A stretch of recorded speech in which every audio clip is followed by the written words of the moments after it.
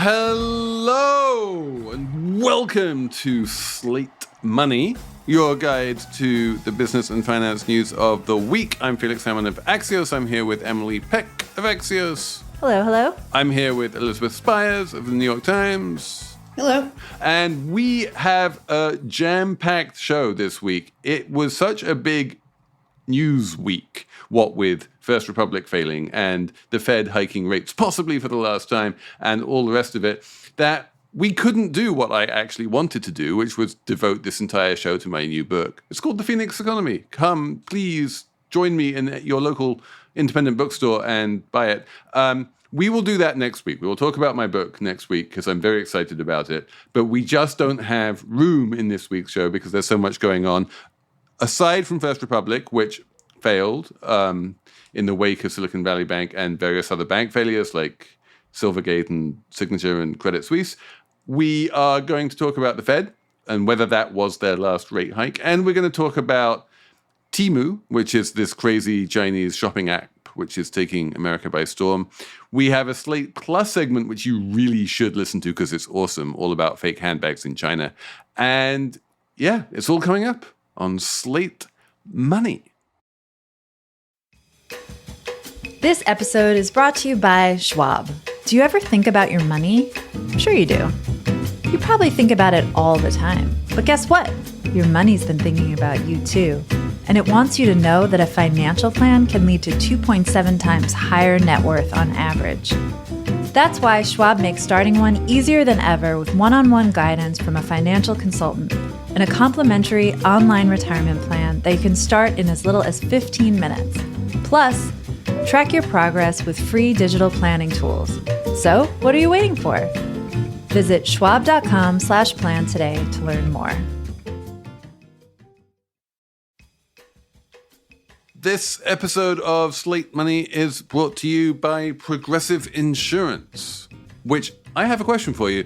What if comparing car insurance rates was as easy as putting on Slate Money? With Progressive, it really is. You just visit the Progressive website and you get a quote with all of the coverages that you want. You'll see the direct rate, and then their tool will provide options from other companies so you can compare. And if Progressive is the cheapest, all you need to do is choose the rate and coverage you like. Quote today at progressive.com to join the over 29 million drivers who trust Progressive. Progressive Casualty Insurance Company and affiliates. Comparison rates not available in all states or situations. Prices vary based on how you buy.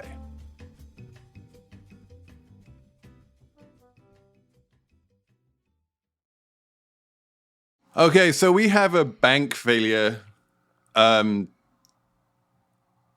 Wow. It feels so long ago that First Republic failed. But in fact, it was only a week ago. Less than a week ago. It happened at 4:30 in the morning on Monday morning, which is never a good sign, really, when something takes that long. It was bigger than Silicon Valley Bank. So it's a big bank. And Emily, is this clearly a sign that the banking crisis was not contained and that Silicon Valley Bank was not some kind of an outlier and that other banks can fall victim to the same forces that brought down Silicon Valley Bank? Yes and no.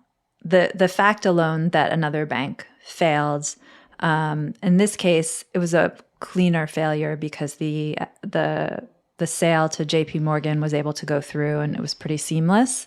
And, the government didn't have to step in with a systemic risk exception to bail out anyone. Uninsured depositors didn't have to do that. So clearly the banking crisis was not contained because there was another bank failure. So we can't say it was contained. And I think First Republic probably wouldn't have failed had Silicon Valley Bank not failed. So yeah, I think you're absolutely right that they're not the same. The way I like to think of it was that if they both failed because they lost enormous amounts of deposits, and the proximate cause of First Republic Bank failing was that they came out with their first quarter results and announced that $100 billion of deposits had left in basically the second half of March, which is an insane amount of deposits. Quick reminder, when Washington Mutual failed in 2008, that was because of a $42 billion bank run. So, we are talking enormous sums of money here. And the difference is that while the Silicon Valley bank run was very much panic-driven, it was very much people pulling their money out for fear that they would lose it were the bank to fail. I think the U.S. authorities did a pretty good job of reassuring people that the deposits in First Republic were safe. In the first case of First Republic, it wasn't so much a fear, panic-driven run as a greed-driven run. And the amounts of interest that First Republic could afford to pay on deposits were just simply not enough to be able to retain those deposits. And people moved their money to places that were A, safer, because clearly First Republic wasn't completely safe, but B, more importantly, just paid much higher interest. And that was enough to really sort of hold First Republic below the waterline. Yeah, I also think there are a couple other factors too, because the SVB run had already happened and some of it was precipitated by, at least according to the government's report, SVB's internal analysis over accounting or overestimating the extent to which their deposits were sticky. And, you've talked a lot about consumer banking really being predicated on the idea that people don't really move their accounts very much because it's difficult in the U.S. And I think First Republic had already sort of taken that risk into consideration, at least internally. Everybody understood that it was a problem. And the other thing is that First Republic... So wait. Yeah. Let me just stop you there. When you say that First Republic had taken that risk into consideration and they understood it was a problem, what does that mean and how did that... I think when SVB failed, they knew immediately that it was going to be a risk for them too, because their deposit base is not totally dissimilar to SVB. There's a lot of overlap. If you look at the early stage companies and entrepreneurs who were getting mortgages from SVB, a lot of them also had accounts at First Republic, and they moved to First Republic when the bank run happened with SVB. So I think, they knew that it was a risk after SVB collapsed. And then that's right. But knowing that it's a risk doesn't help you, right? Well, I think it helps you prepare. You prepare for the inevitability in the way that SVB really seems to have not done that. Yeah, I'm not sure. I don't think any bank could really prepare for a bank run of this magnitude. Really, the thing that allowed First Republic to withstand $100 billion of deposit flight was not any kind of preparation that they did internally. It was the Federal Reserve throwing the discount window wide open and basically lending unlimited amounts of money to banks to cover deposit flight at the discount window.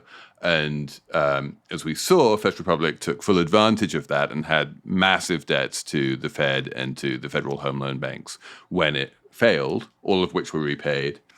To Emily's point, there's a really interesting little quirky difference between SVB and First Republic, which was that in SVB's case, the FDIC and the Treasury declared a systemic risk exception that would allow the FDIC to insure all deposits rather than just deposits under $250,000. In the First Republic case, they didn't declare the systemic risk exception, and yet all deposits remained safe because JP Morgan assumed all of those liabilities. All of those deposits are now at JP Morgan, and they're perfectly safe because they're at JP Morgan. And everyone's sort of patting themselves on the back for saying, we didn't need to invoke this systemic risk exception. But there's this weird thing here going on, which is that the FDIC is still losing $13 billion, right? And you're like, if JP Morgan hadn't been arm twisted into keeping all of those liabilities, those uninsured deposits, then the FDIC wouldn't have lost $13 billion. $13 billion, by coincidence, It's roughly the amount of uninsured deposits that were left at First Republic. So it's a kind of insurance of the uninsured deposits, even if technically it isn't. Right. And I mean, and then you could argue, so the FDIC is obligated to sort of do the cheapest, the deal that has the least cost to it. That's like the law. It's a little bit. It's not. That's the law. I mean, yeah, so It's called yeah, like the least cost basis or something. The FDIC is meant to do that, but it can be blocked by the OCC. And the OCC made the decision not to block it, right? The OCC is the agency that basically says too big to fail banks are already too big and they can't grow by acquisition, right? And so they're the agency that historically would always block any merger between JP Morgan and anyone else. And the OCC was the agency that ultimately basically, it was the dog that didn't bark. They very consciously didn't object to this merger and they allowed it to go through. It's my understanding that there is an exception built into the rule that big banks can't get bigger if the bank they're trying to acquire is insolvent. There's an inherent tension there between, the regulators, the banking regulators need to maintain financial stability throughout the system. And then antitrust regulators need to, keep the banks at a certain size. So, but in this case... In this case, the amount by which JP Morgan grew was pretty tiny, right? Like they went from, whatever it was, $3.4 trillion of assets to $3.5 trillion of assets or something like that, right? It's not like going to make it's not really moving the needle in terms of the size of JP Morgan, because JP Morgan is so unimaginably enormous. And also because First Republic had shrunk quite a bit before it failed. But that's what I wanted to talk about a little more, maybe, Felix, because it's interesting that so they saw $100 billion leave the bank kind of slowly relative to what happened with Silicon Valley Bank before it failed. $100 billion were taken out. And you're saying it's because people sort of woke up and realized they could get better interest rates elsewhere. But I think it was also because people saw what happened with Silicon Valley Bank and they were like, I don't really want to stick around here. And I could get better interest rates elsewhere. Let's go. Like it was more of a slow moving thing than a bank run. It was pretty fast, but it wasn't a run. It wasn't like a rush for the exits, everyone trying to get out before it closed necessarily. Like as a First Republic customer, I can tell you that like nothing has changed. And I think that was entirely foreseeable that nothing would change. In the case of Silicon Valley Bank, as Elizabeth can attest as an SVB customer, like nothing has changed there either, right? There's nothing to worry about from a consumer perspective in terms of having your bank fail and having it get taken over by someone else. Elizabeth is now a customer of First Citizens Bank. I'm a customer of JP Morgan.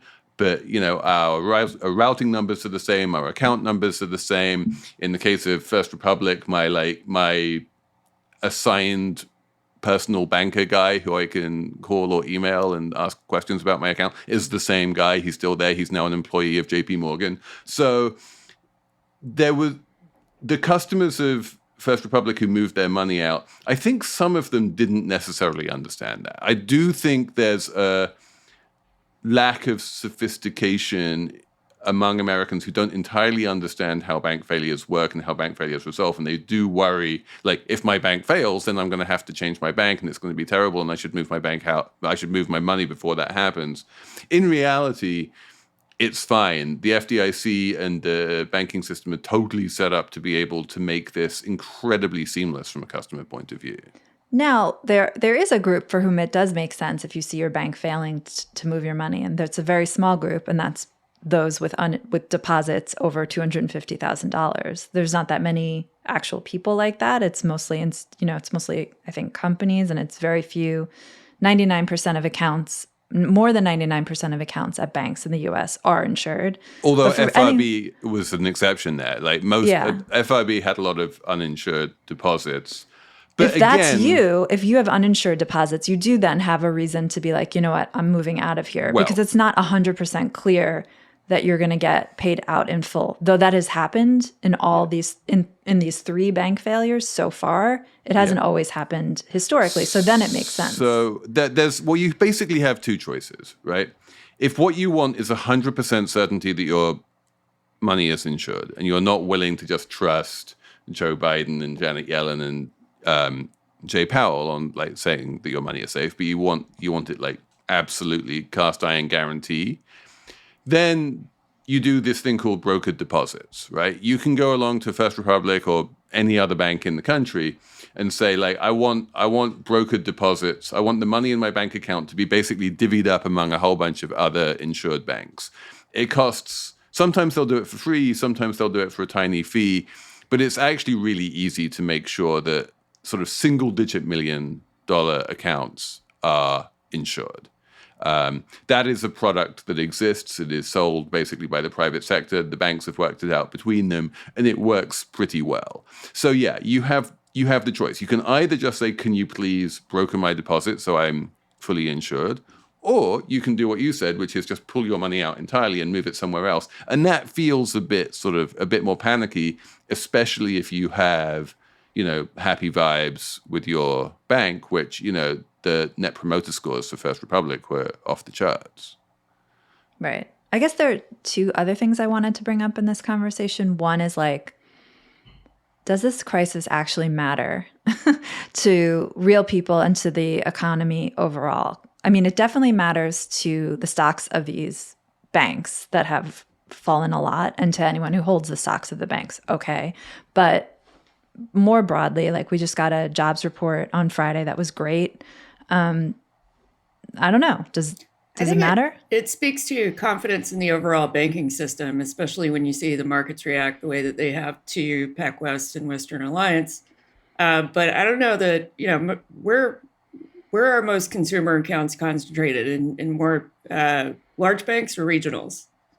Large banks. Yeah. So probably to the average person, it doesn't matter that much unless they start to conflate these specific situations with the stability of the overall system. Well, again, as I say, like for an average person, it really doesn't matter where you are, right? You don't have anything to worry about. You don't have to worry about losing your money. You don't have to worry about your bank failing, because even if your bank does fail, life goes on entirely normally, right? So for a normal person, no one has anything to worry about. From a systemic point of view, there are, I think, 2 things to worry about.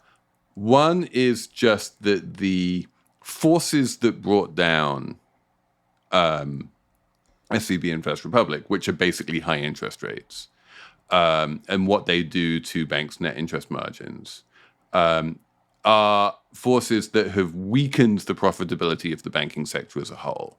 The funding costs of the banking sector have risen by roughly 5 percentage points since this hiking cycle started at the margin. And the amount they can charge in loans has not gone up by 5 percentage points. It's gone up less than that. So they're less profitable than they used to be. They, as we have seen, are increasingly unable to rely on depositors to be lazy and just keep their money in a checking account earning 0%, because it's actually very easy to move your money to savings accounts earning 4.5%, 5% at this point. So the banking sector is going to make less money. When the banking sector is going to make less money, that means it's probably going to make fewer loans, and that's going to slow down the economy. That's going to be a headwind on the economy. And then the other thing, which Elizabeth touched on, is people really care about share prices these days. This is like a post-pandemic phenomenon. We saw it in the meme stock winter of 2021. And there's so many headlines about look at this share price and look at that share price. For me, like bank share prices are not incredibly interesting.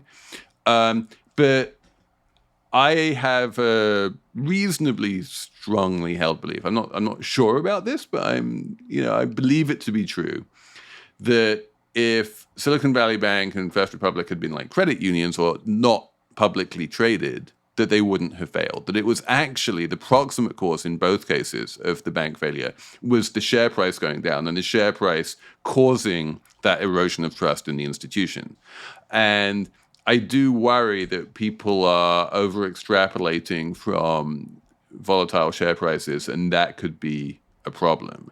I also worry that the American Bankers Association and various other banky types are coming out and making noises about like banning short sales of banks, which I think is a terrible idea. But like that shows a degree of sort of panic in the banking system, which I think is indicative of something bigger and more dangerous happening.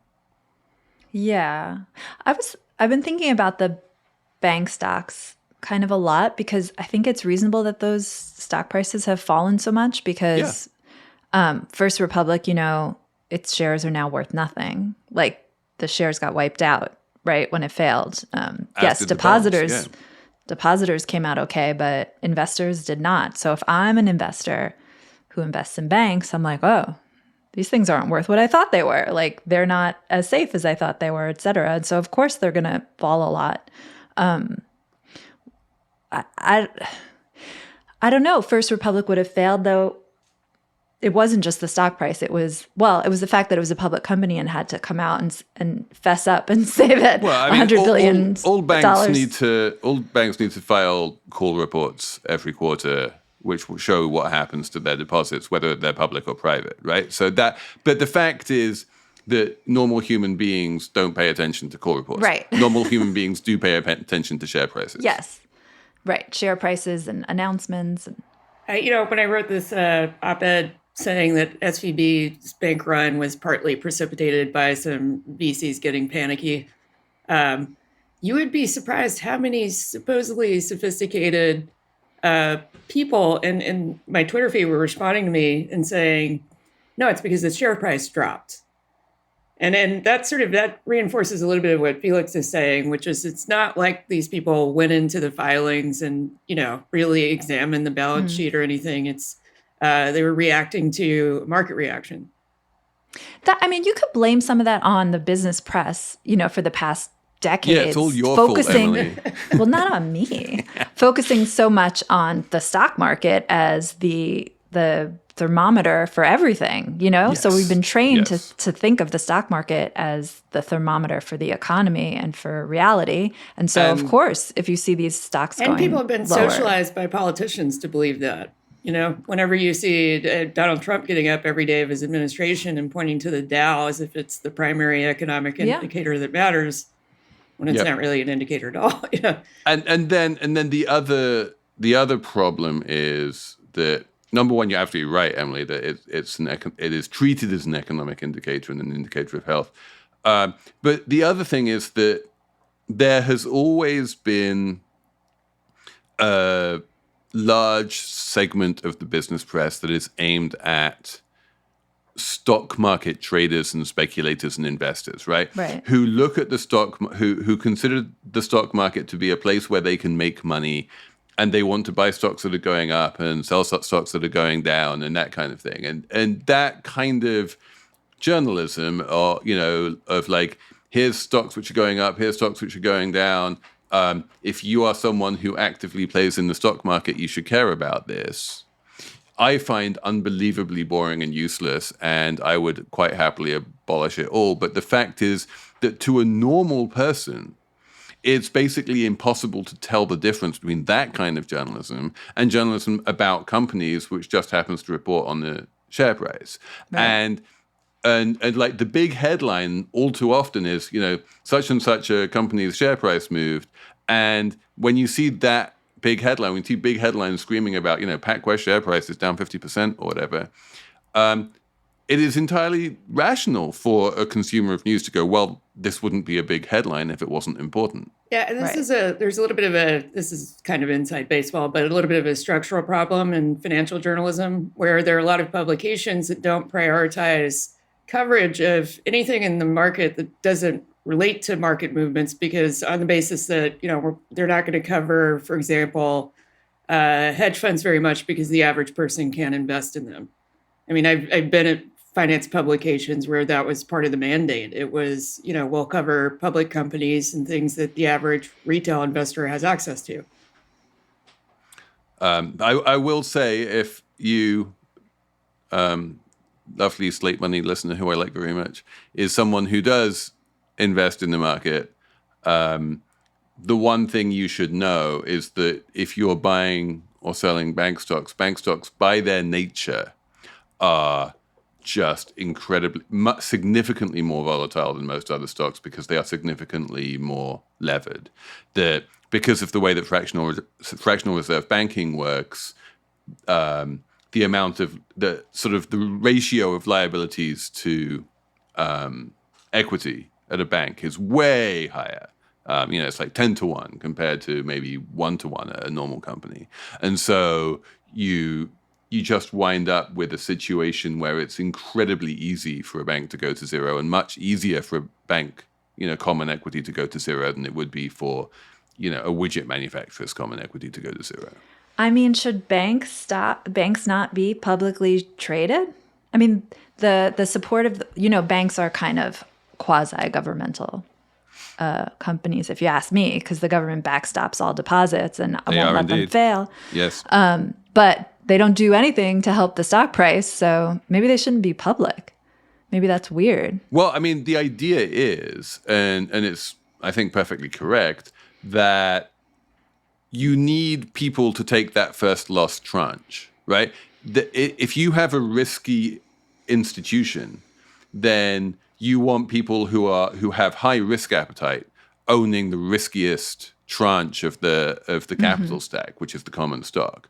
And then you want people who have maybe a bit less risk appetite, but still a substantial amount of risk appetite, owning the second riskiest bit of the capital stack, which is the bonds, right? And the place that you find those in greatest abundance is the public markets. So on that level, it makes sense for people in the public markets with high risk appetite to be buying these securities. The problem happens when people like retail investors start thinking of bank stocks as though they're just shares of companies like any other shares of companies, and they're really not. They're very unique animals in many ways. So people who invest in bank stocks are like the soldiers at the front of the line, and they just get mowed down. Yeah, basically. Exactly. Horrifying. Let's take a quick break and then talk a bit about monetary policy because, there's a lot going on there too. Reboot your credit card with Apple Card, the credit card created by Apple. It gives you unlimited daily cash back that you can now choose to grow in a high-yield savings account at 4.15% annual percentage yield. That's more than 10 times higher than the national average savings rate. Apply for Apple Card now in the Wallet app on iPhone and start growing your daily cash with savings today. Apple Card subject to credit approval. Savings is available to Apple Card owners subject to eligibility requirements. Savings accounts provided by Goldman Sachs Bank, USA. Member FDIC. National average savings rate is from FDIC website. Terms apply. This episode of Slate Money has partnered up with Wondery that has a brand new podcast out called Flipping the Bird, Elon versus Twitter. It's a new podcast that unravels the story of Elon Musk's unexpected bid to buy Twitter and all of the drama that has happened since then, including, as we all know, him actually buying it. As we have talked about many times, too many times to be honest, on this show, Elon epitomizes the Silicon Valley ethos of move fast and break things, and he has moved fast. He has broken a lot of things. He has laid off 75% of the Twitter workforce. He has encouraged his staff to sleep in the office, and yet somehow Twitter is still alive. Did we expect this? There's been a lot of surprises along the way. So, is Elon all talk, or are his unruly methods actually the work of a genius? Stay tuned to the end of this episode to hear a preview of Flipping the Bird. Today's episode is supported by What Should I Do With My Money? An original podcast from Morgan Stanley. If you're listening to this show, you obviously care about money. But here's a question. How many of us feel smart about our own money? And how many of us feel unsure about what we should do or not do with it? Here's where What Should I Do With My Money comes in. You'll hear real people getting real about their money questions with experienced financial advisors, like, how do I save up to pay for my kids' college? Or, my parents left me this inheritance and I'm clueless about what to do next.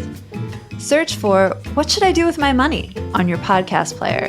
Listen in as advisors help people get comfortable with their money possibilities and understand their options.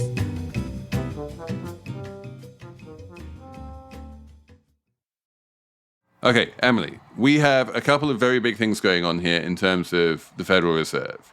They raised rates by a quarter point this week, and the big question is that the end of the hiking cycle? Is the next move by the Fed going to be up or down? And no one seems to know the answer to that.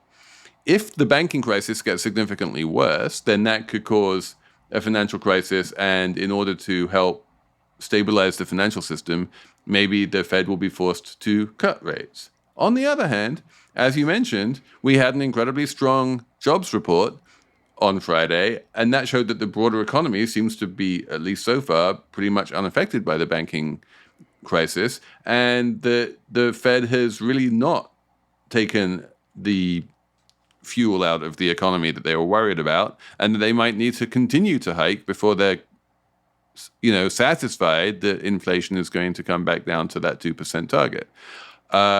It's a kind of tough place for the Fed to be, but the good news for the Fed is that they have, a month and a half to wait and see what happens.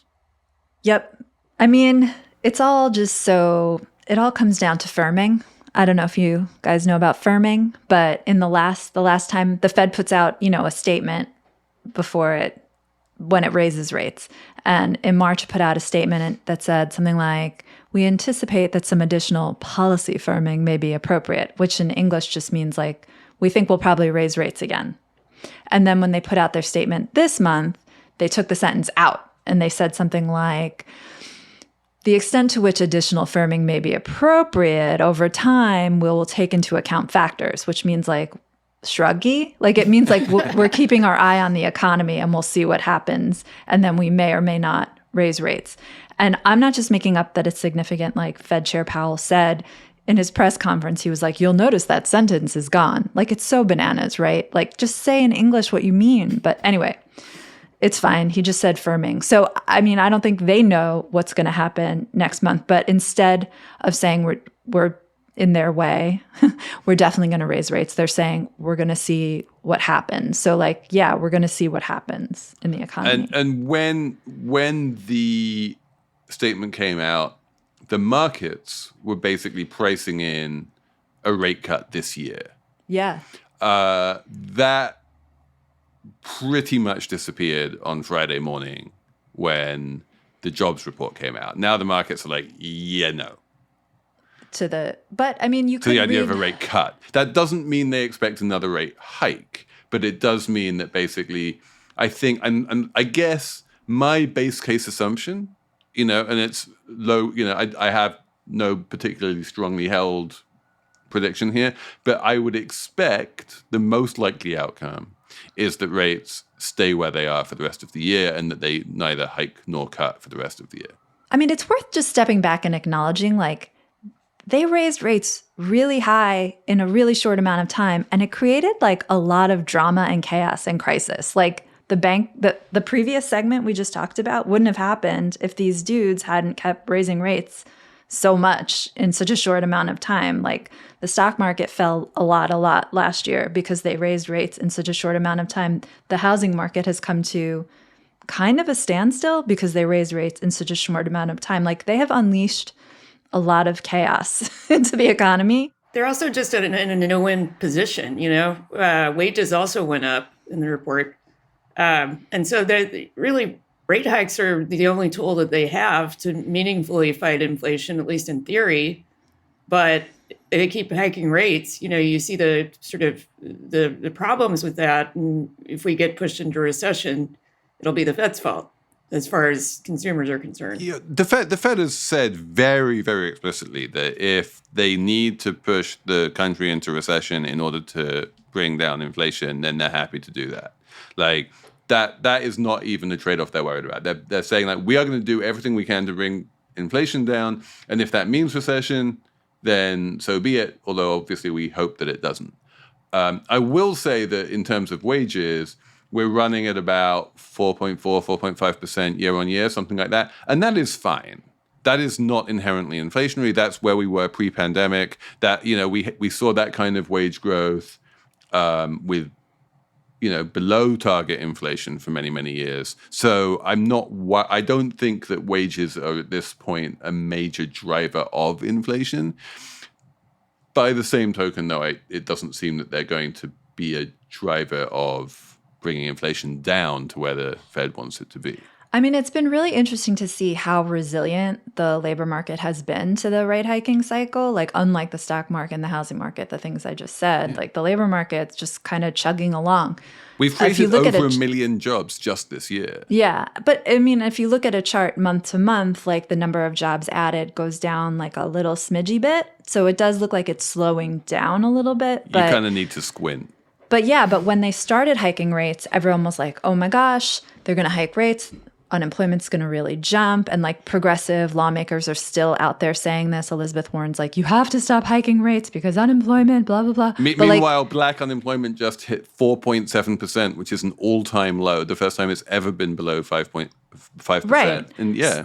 So it's like, maybe it's time for, and it takes a long time for these things to shake out, but like maybe it's time for the economists to go back to their little models and think again about how the link between raising rates and unemployment, because it does feel like it's different than it used to be. It feels very different. The models aren't working. And as our colleague Courtney Brown mentioned on Friday in her newsletter, like it feels like we're in a completely unprecedented situation. We've never had a labor market or a rates market like this. We're in uncharted territory here, and no one really knows what works. I think part of it, but this is only part of it that I think about, like, when everyone goes back and looks at the connection between rate hiking and unemployment, they look at the 70s and 80s when they hiked rates a ton and unemployment hit like 10% at one point.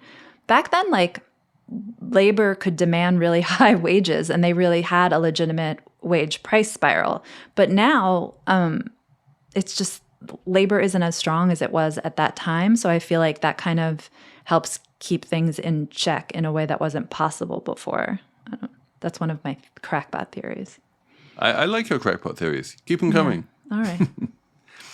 Let's take another break and talk about Temu.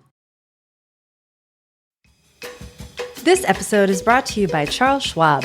Schwab's passion for serving clients is more than standard practice. It's part of who they are. With transparent pricing, 24/7 live support, and a satisfaction guarantee, the people at Schwab go the extra mile to help you on your investing journey. They're not just financial people, they're people too.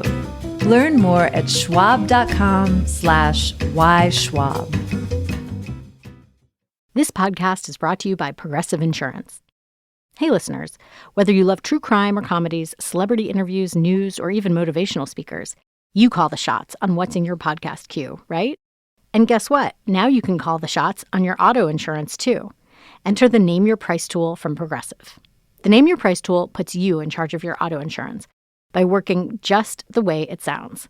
You tell Progressive how much you want to pay for car insurance, then they'll show you a variety of coverages that fit within your budget, giving you options. Now that's something you'll want to press play on. It's easy to start a quote, and you'll be able to choose the best option for you, fast. It's just one of the many ways you can save with Progressive Insurance. Quote today at Progressive.com to try the Name Your Price tool for yourself and join the over 29 million drivers who trust Progressive. Progressive Casualty Insurance Company and Affiliates. Price and coverage match limited by state law. Emily, what is Temu? I called it Tumi earlier. Like, I cannot download this app because if I do, I know I will be just socially engineered into buying a massive amount of junk that I really, really do not need. And the only way I can avoid doing this is by not downloading the app. Therefore, I know nothing about this company. Brand-wise, Temu is sort of the opposite of Tumi, which is right. Tumi is the extremely expensive luggage, right? And this is extremely cheap luggage and everything else that you could possibly want. Yeah. So Temu is this kind of like unhinged Chinese shopping app, essentially, where you open it up and they're selling you like just all kinds of random stuff. Something to clean your earbuds, your AirPods with, really cheap off-brand AirPods. What did I see? I saw rugs. I saw those little things you put in your Crocs, those little gigoos. I don't know what they're called. You can get like 100 of those for like 50 cents. Just like all the crap that's made in China, you can get in this app. And I hope Patrick will play for listeners the Super Bowl commercial, because that maybe give you a sense too.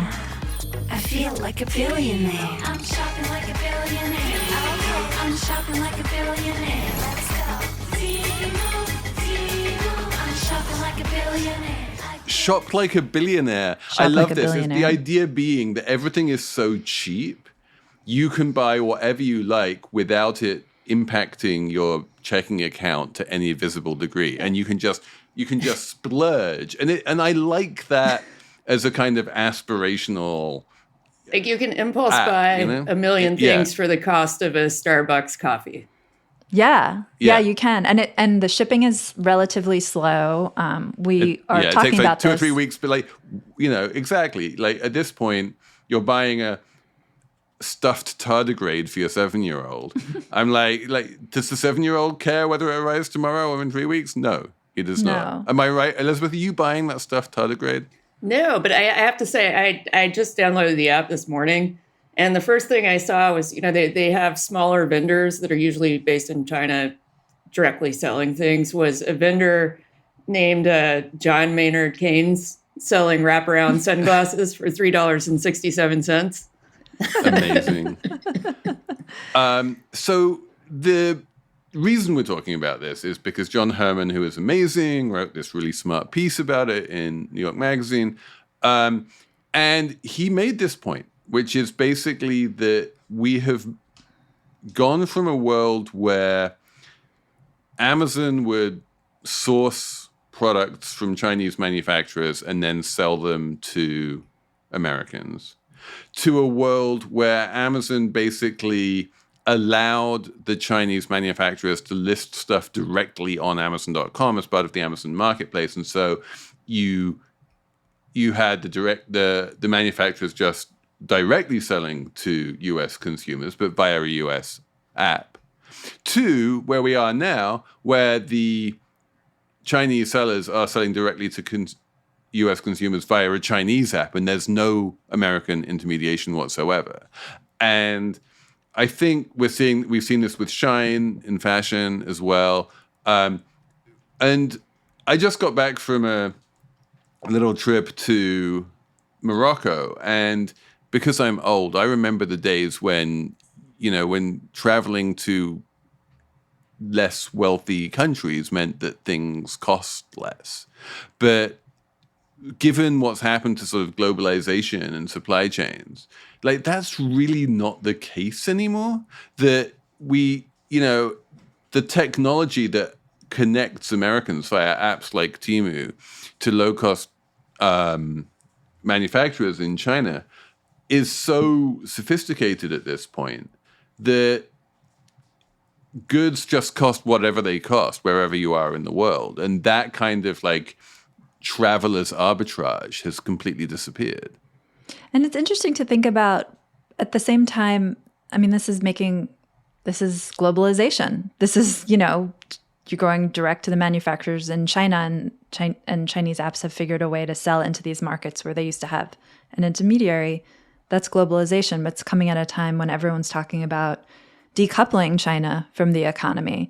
And, countries are worried about it. But what's really happening on the ground is quite the opposite. Yeah, I think we should also mention that Temu has some of the same political problems that TikTok has. There's some concern about data mining and things like that, and surveillance. Well, the company's ownership's kind of hazy. Like if you read in John Herman's piece, he's like, the brand is headquartered in Boston. It has a sister company, Pinduoduo, based in China, both owned by a company called PDD Holdings, which is publicly traded and was headquartered in Shanghai until this year, and now it's headquartered in Ireland. Yeah. So that's a lot of, I don't know how to, Felix, you unpack that. You'll unpack this for us. The TLDR is that, yeah, it's basically Chinese. But but yeah, there's obviously a bunch of regulatory arbitrage going on here. Yeah. Okay, so it's just Chinese company and it's doing all kinds of shenanigans. Yeah, if it becomes a major cultural phenomenon, as it does seem to be doing, then I'm sure the China hawks in Congress are going to start making noises about it because that's what they do. But I mean, while social media and TikTok may be controversial and we can wring our hands about the children. There's nothing more American than shopping. Yes, that's what I was going to say. Like, you can't keep Americans away from like $3.99 for, a shelf you can install into your kitchen for reasons to put your sponge or something. Like, you can't. That would be unconstitutional to take away my right to cheap stuff. Don't do that, Congress. Yeah. I want to talk about the less crappy end of Chinese import markets in the form of extremely high quality handbags. We can do that in Slate Plus. But for the time being, we should probably have a numbers round. Emily, do you have a number? Yes. This number, I wanted to do it because Felix talked about chicken sexing a few episodes ago. I don't know if people will remember. My number is 6.5 billion. Okay. 6.5 billion is the number of male chicks that are killed as soon as they're hatched each year. I didn't know anything about this, but in an article called Save the Male Chicks, which is just a good title, in Vox, I learned that the poor little cute male chicks are tossed into grinders as soon as they're born because they're not valuable in the industry because they don't lay eggs and their meat, I guess, isn't as good. But now, don't worry, some countries have banned this practice because it's icky, it's sad to think about the little chicks. And so they've banned it, like Germany and France. And also there are new technologies that allow you to sex the chicks in the eggs before they're born. Oh, you see, is this technology, is this artificial intelligence putting chicken sexers out of work? Maybe. I don't know. Maybe. But in the US, there's no push for this. So we're like very behind the curve on no one cares about the male chicks in the US. But maybe they will if they read this Vox piece, Save the Male Chicks by Kenny Terrell. Well, we're not really saving them. We're just preventing them from being born in the first place. Right. You could have a whole like pro-life kind of like really deep debate. You could get really political with it, I suppose, if you wanted to. If you wanted to. Elizabeth, what's your number? My number is 450,000, and that's the number of tech layoffs. A guy named Roger Lee is cataloged on a site called layoffs.fyi that just operates within the tech sphere. And he started it at the beginning of the pandemic as just kind of a spreadsheet, and now has sort of turned it into a business because the government doesn't really provide really granular data on layoffs by sector. So, if you read a Times story about layoffs or something, they'll probably quote layoffs.fyi. But there's a profile of this guy in the Times, and he seems like just a very optimistic, sunny Pollyanna type. So the silver lining for his layoffs business is that he's starting another one that just covers compensation for tech executives, which is kind of like the flip side of the layoffs piece of it. And recruiters are using the layoffs piece of it to find new engineers and, new labor. I profiled this guy last year. I'm not one of those reporters, but I'm just saying, I profiled Roger Lee last year, and I also wrote about the launch of his compensation site. We can even cut this. The New York Times is very late to Emily's story. They're just copying Emily. Guys, their story was really good. Like, they had more words available to them, but he's been doing this for a while. But also read Emily. If you want to be ahead of the curve, subscribe to Axios Markets. Layoffs.fyi is the new fuckedcompany.com. And it's true. It's so interesting with layoffs because, used to be people were a little embarrassed about getting layoffs, getting laid off. But now people, as soon as they're laid off, they post about it. And then there's always these spreadsheets, not always, but often people within the company will make a big spreadsheet of contact information for everyone. And then the recruiters get a hold of it and reporters too. And it's all very transparent and nice, especially in tech. Talking of layoffs, my publicist at HarperCollins got laid off last week, which was very sad. And it's the launch week for my book. So my shameless number this week is 32.19. That's the number of dollars that you can buy the audiobook of the Phoenix Economy for if you go to libro.fm. A lot of people don't realize that you can buy audiobooks just on their own. You don't need to buy some expensive, weird Amazon Audible subscription thing. You can buy them from independent bookstores. It's basically the same thing as bookshop.org. You can buy this audiobook and support your local bookstore at libro.fm. It costs $32.19. And you support your local bookstore and you support me. And it's very good. And it is read by me. So if you are a Slate Money listener who likes listening to me, then please buy my book at libro.fm. That would be lovely. Thank you. And people, if they don't buy the audio, they could buy the regular book. And we're going to talk about it next week, right, Felix? Correct. So we they had should too read much it to this talk week. about this week, so we couldn't do it this week, but we'll talk about it next week. So buy it today, get it delivered by Amazon to your house. On Tuesday. By probably Saturday or Sunday. Amazon moves fast. It will arrive on Tuesday. It'll if you arrive buy on it. Tuesday. Yeah. Okay. Or buy it at your local independent bookstore. Then cram so that you're ready for next Saturday's Slate Money. And you'll have thoughts. And you can email Felix your questions ahead of the episode. Exactly. I have written a bunch of bits and pieces that you can read to prepare on Axios.com. If you just go to my author page, you'll see a bunch of those. And there's a piece in the Boston Globe, which is kind of excerpt as well, which you can read. And I think Airmail has an excerpt. Anyway, there's a few different places. But come back next week and we will talk about the Phoenix economy in much greater detail. So until then, thanks for your emails. Let me know what you want me to talk about the book. And thank you to Patrick Fort for producing. And we'll be back on Monday with Slate Money Succession.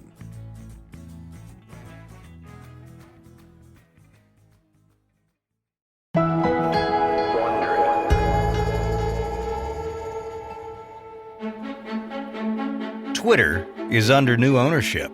Elon Musk has arrived at Twitter's San Francisco offices. And he's got big ideas about how his platform should be. I believe in the free flow of ideas. Is someone you don't like allowed to say something you don't like? That is a sign of a healthy, functioning, free speech situation. Except maybe for one Twitter employee who does just that.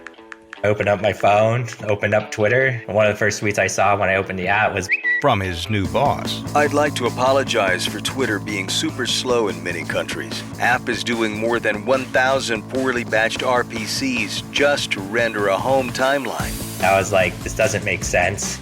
So he responds in the free flow of ideas, tagging Elon for effect. I spent 6 years working on Twitter for Android and can say this is wrong. Turns out there are limits to what Elon will tolerate on his platform. He's fired. From Wondery comes a new series, Flipping the Bird, Elon versus Twitter, a story about what happens when the richest man on the planet decides to acquire a powerful social media company in the name of free speech. Or is this all just about Elon? It really just felt like, okay, this really is just a platform being ruled by a dictator who does things on his own whims. It just felt like everything was kind of descending into chaos. Hey everybody, it's Tim Heidecker. You know me, Tim and Eric, Bridesmaids, and Fantastic Four. I'd like to personally invite you to listen to Office Hours Live with me and my co-hosts, DJ Doug Pound. Hello. And Vic Berger. Howdy. Every week we bring you laughs, fun, games, and lots of other surprises. It's live. We take your Zoom calls. Music. We love having fun. Excuse me? Songs. Vic said something. Songs. Music. I like having fun. I like to laugh. I like to meet people who can make me laugh. Please subscribe now.